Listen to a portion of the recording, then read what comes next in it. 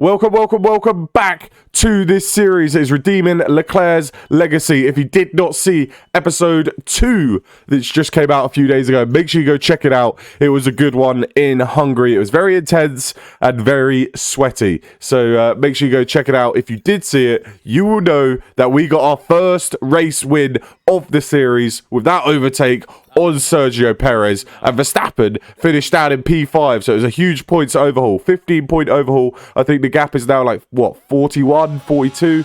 I don't know how many points, but it's something around that area, and it was a huge win. But this time, we've got some upgrades in for Belgium. We rushed a couple of aero upgrades, and they've come in, and we've also got a couple of power unit upgrades. So big upgrades here in Belgium. As we come across the line, it starts to rain a little bit, so we're wondering, is that going to catch any of the big teams out? As we are safe, we've got 1-2. It looks like the Red Bulls are in there just, but the Mercedes have had a howler. Hamilton in P15, so just gets through, but George Russell is knocked out in Q1.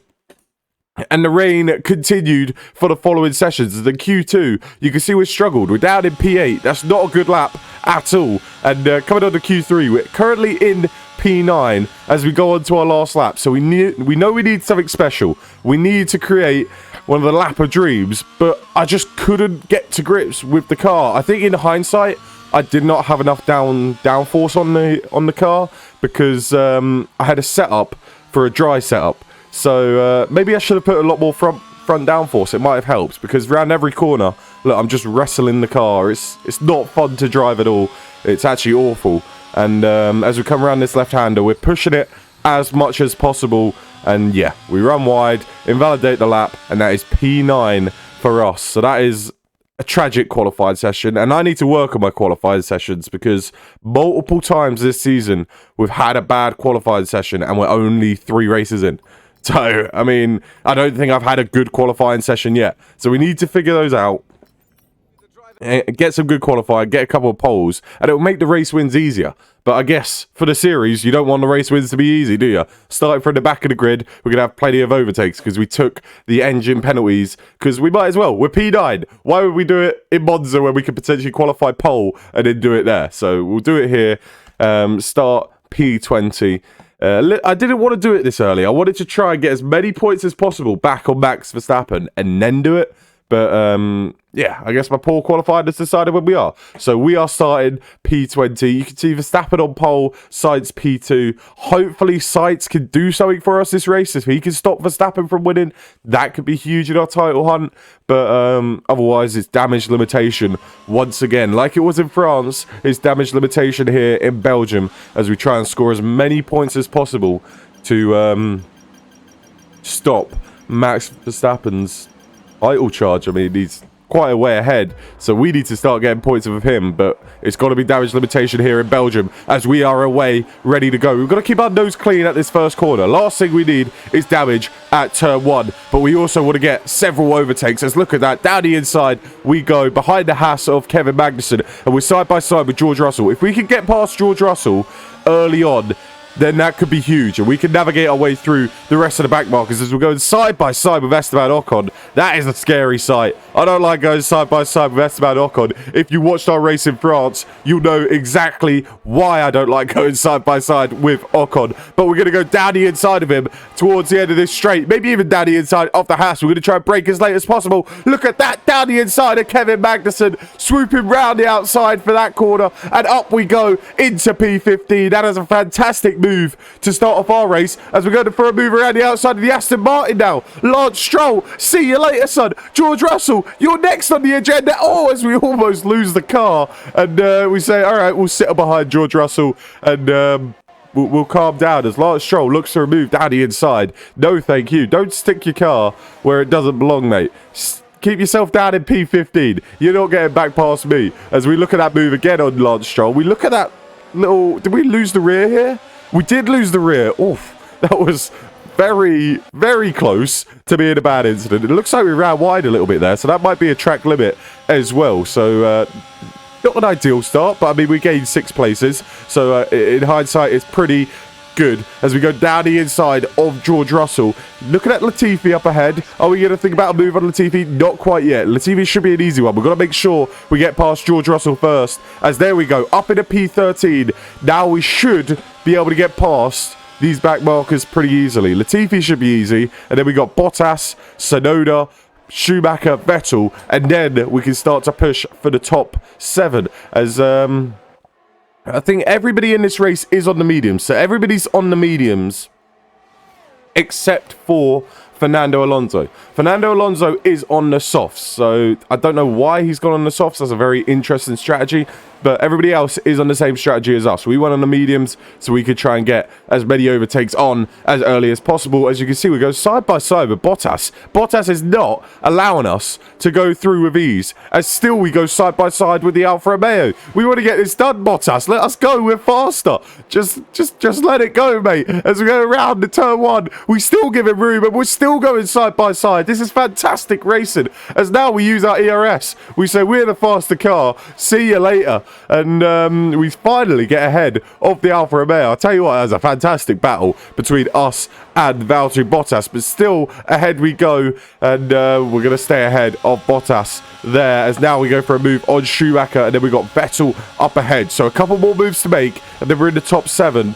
And we can start to close down to that top 6 as Fernando Alonso has already pit on those soft tyres. It's an awful, awful strategy. He's not even going to be a problem for our race anymore, which is good. So there's a free place gained right there as now we look for a move on Sebastian Vettel. Sebastian Vettel is the next one. Once we get past Vettel, we can start to close that gap down to Hamilton and potentially get ourselves in that top 6. It's taken us about 7 laps to get past all these back markers, which is probably a couple laps longer than I would have liked because we had to spend a couple laps behind a few of these cars because we were just being careful. We didn't want to get wing damage. We get wing damage, that's any charge that we want to do over. So here we go on Vettel around the outside and now we can make that charge to Hamilton.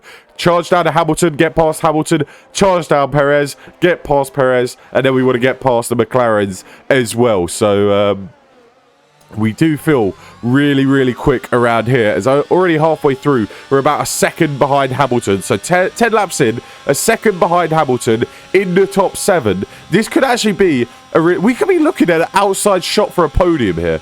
So this could be a very, very solid weekend as we are closing on Hamilton. We've got DRS now. So now we'll be able to attack Hamilton in the next lap or 2. So we're going to keep pushing just like this. But it is almost pit stop time. I think lap 10 was around the pit stop area. Lap 10, lap 11. As we actually see at the end of lap 10, here we go, the 2 leaders. So Verstappen and Sainz into the pits. Sainz is doing a good job at staying with Max Verstappen, but we need him to get past. We need him to take the race lead as Verstappen does get held up by the McLaren, but then so does Carlos Sainz. So there you go. Verstappen's still out in P1, Sainz in, net P1, Sainz net P2, but they're dropping down the order. They're going to come out behind a few of these cars. Come on, behind some of the back markers. Comes out behind Yuki Tsunoda. He's going to get held up. Okay, that is good. So Verstappen behind Tsunoda. We went an extra lap. We're trying to go a little bit longer because we didn't want this exact thing to happen. We didn't want to get held up by back markers. As now, it is our turn to come into the pits. We follow Lando Norris and Sergio Perez. And I think pretty much everybody is going to come into the pits this lap. Verstappen and Sainz, you can tell they were getting kind of held up by the back markers. Sainz actually behind Tsunoda. We don't want that. We want Sainz to get past Verstappen. So come on, Carlos. Get on through as we are into the pits on lap 12.